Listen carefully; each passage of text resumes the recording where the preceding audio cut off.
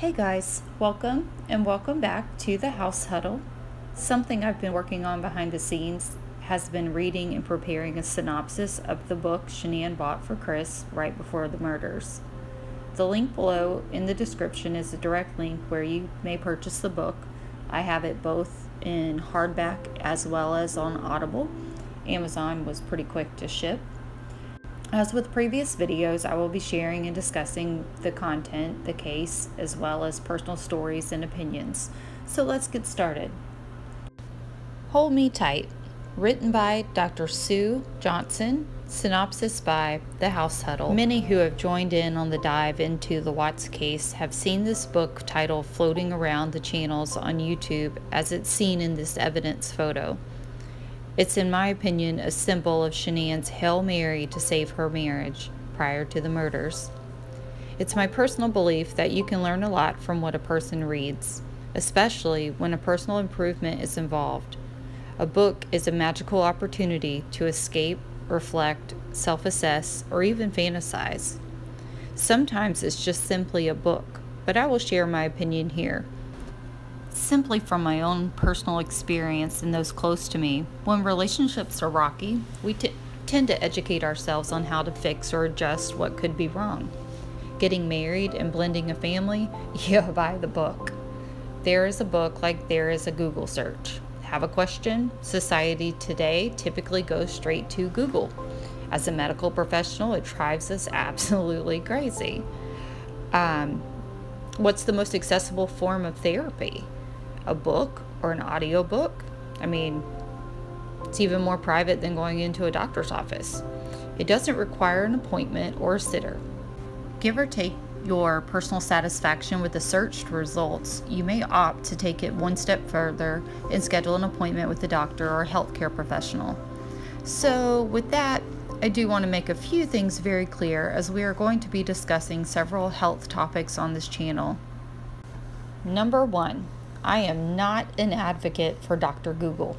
If you or someone you know may be having difficulties with any form of a health-related issue, I do encourage you to seek the proper medical care and treatment or encourage others to do the same. Number 2, the scientific information given will be in direct quotes from the book and should be taken as it is read from a book. You are more than free to look up Dr. Sue Johnson's credentials and determine your own course, as it's a personal decision and not reflective of this channel. Number 3. This is an in-depth synopsis of a book that was discovered during the course of a criminal investigation. It has been identified as being purchased by the victim, who evidently was seeking suggestions and essentially helped to rekindle a troubled marriage. Number 4. This synopsis is for entertainment purposes as it's related to the case, as well as an honest opinion of a reader who purchased both the hard and audio copy of the book. That being said, it's my hope that through this synopsis, I encourage you to think on a deeper level than the socially accepted and pushed narrative, that you will find something positive to take away from the book, or at the very least, enjoy some case-related discussion that isn't for or against any one particular family. In addition, maybe we have some topic discussion that's needed to raise awareness around the world about the faux events and the very real decisions that are made by humans, and in this case, with the most horrendous outcomes. Opening credits.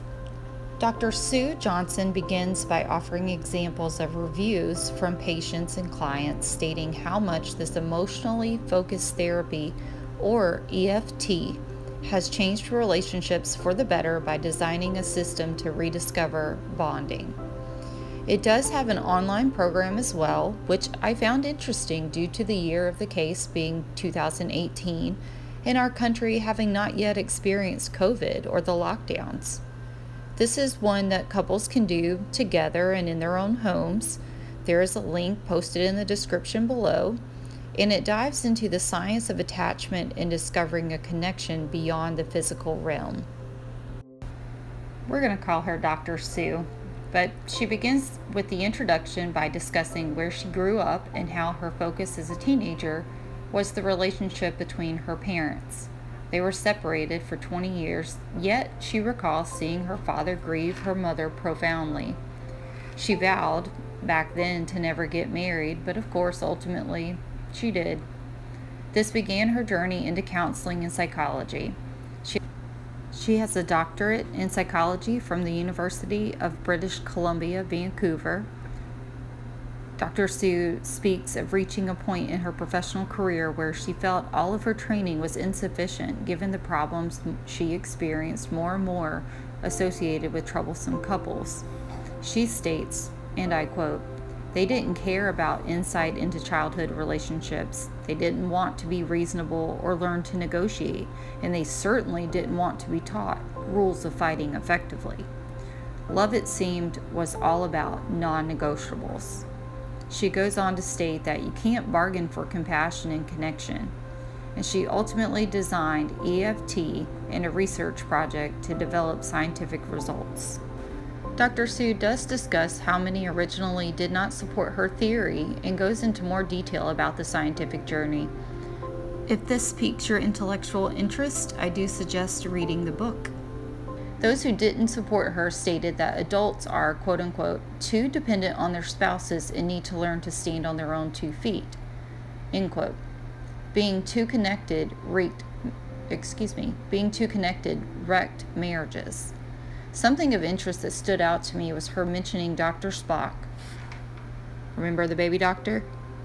Dr. Johnson so strongly disagrees with Dr. Spock in the sense of Dr. Spock's theory is that picking up a crying child creates a weakling. And she's so firmly against it that she describes it as quote unquote dead wrong. And she goes on to just explain a little bit more about the controversy along with that. But if you think about it, Dr. Spock, who tends to align a little bit more with the baby wise approach, in my opinion, and I know that is extremely controversial, especially within this case, because Shanann mentions that she had the girls on a schedule and she used BabyWise. Now, it also says that you have to recognize and admit that you're an adult and are emotionally attached to your partner as a child is to their parents for soothing, nurturing, and protection. So the EFT approach is that essentially adults still have the same innate needs that they typically would get from their parents towards their spouse. Now this can be very argumentative opinion, and I think the jury is still out on this for me, because I can say from a personal experience that there are negatives for both approaches. One example that comes to mind is when my oldest was almost 2 and not talking beyond saying mama and essentially the names of the adults like nanny, papa, etc. I took him to his pediatrician for a checkup and for an evaluation. And she right then and there performed her own experiment while she was gathering information from me. She placed a sippy cup on the counter of, just like up out of his reach. And while she was still talking to me, he pointed to the cup, and I just reached up and handed him the cup. I didn't think anything of it. The pediatrician stopped me right then and there in the middle of our conversation, and she explained that what I was dealing with was learned behavior, and after a full assessment, I was given my assignment to return home with this toddler in this sippy cup.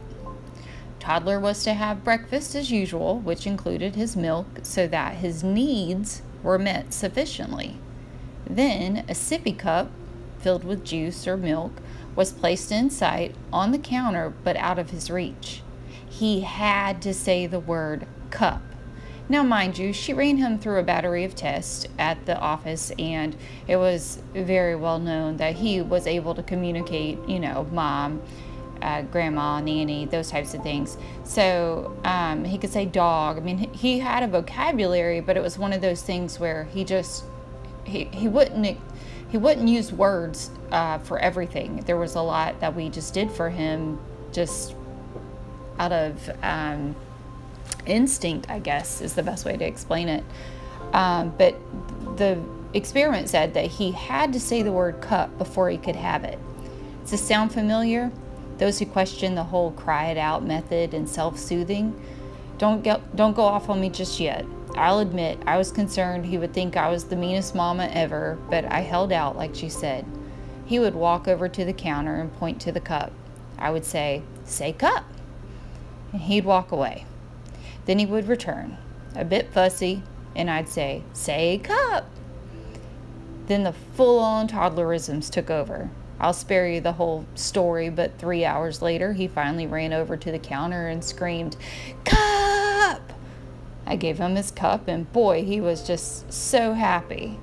Point of the story is that an experiment is only as good as the data collected.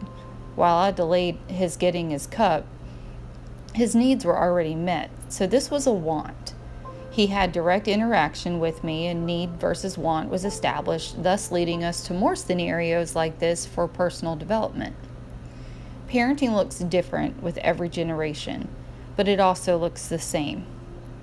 Or maybe it is the same, but looks differently because we are all more subject to outside opinions.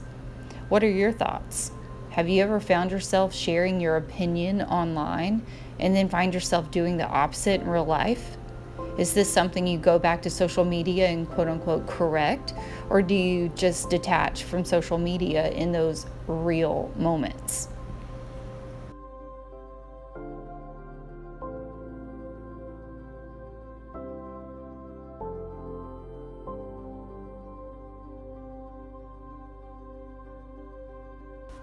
EFT focuses on identifying and transforming the key moments that foster an adult loving relationship.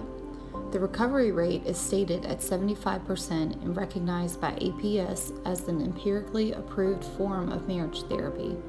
Both military and public service organizations have shared this communication science to aid with professional relationships as well.